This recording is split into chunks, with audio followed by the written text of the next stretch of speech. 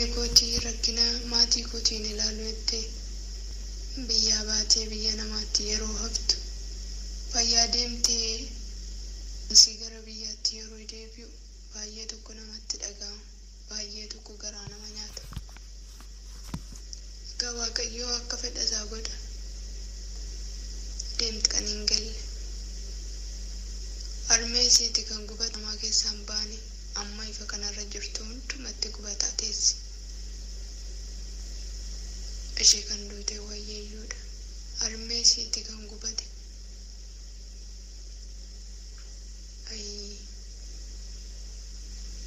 Ay cinqii durbaa, ay gubaa haadhaa. Maal jenna gaa? Waaqayyo biyyoo sitti dhiisu jenna malee.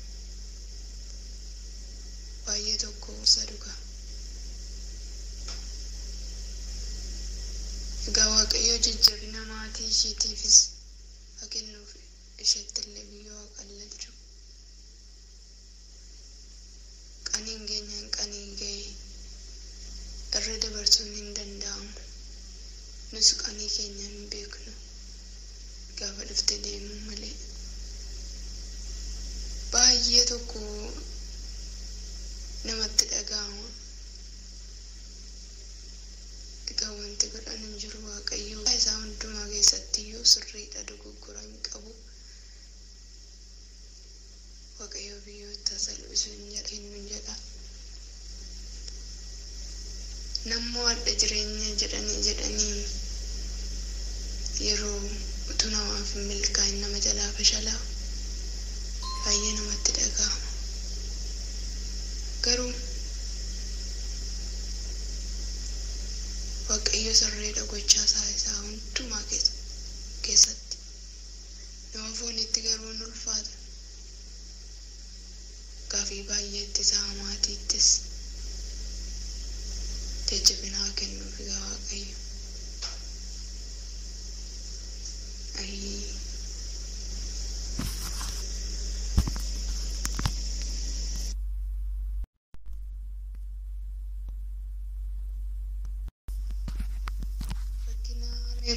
Rakkina maatii kootiin ilaalu jettee biyyaa baatee biyya namaatti yeroo haftu fayyaa deemtee si gara biyyaatti yeroo deebi'u baay'ee tokko namatti dhaga'ama, baay'ee tokko garaa nama nyaata.